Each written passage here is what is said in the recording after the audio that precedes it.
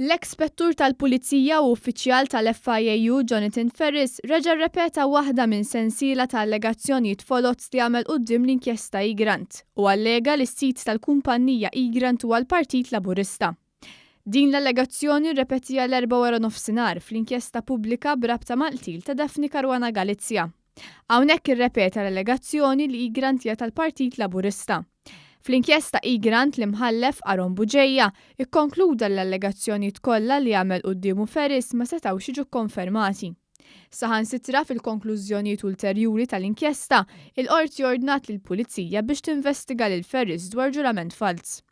Jonathan Ferris kien allega wkoll li mill-Bank Pilatus saru trasferiment ta' miljun lill-kumpanija Butardi li skontu kienet ta' Michel Buttigieg u ta' Michel Muscat. Meta din l-allegazzjoni tqedet taħt il-lenti forensika u tal-ġudikant Buġejja, ir-riżulta li din ukoll kienet allegazzjoni falsa li ġiet ippubblikata minn Daphne Caruana Galizia u mtennija minn Jonathan Ferris quddiem l-inkjesta. Fuq kollox, l-inkjesta Egrant ikkonfermat li saret gidba fil-konfront tal-eks Prim Ministru Joseph Muscat u familtu, meta Caruana Galizia allegat li l-kumpanija Egrant hija tal-familja Muscat.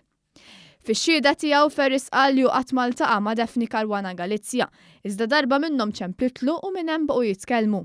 Jonathan Ferris qal li bix-xogħol li kien qed jagħmel qatt mara li ħajja Daphne Caruana Galizia kienet fil-periklu u kien iskidbieta bħala sors ta' informazzjoni u b'dak li kienet qed tikteb qatt mara li kienet fil-periklu.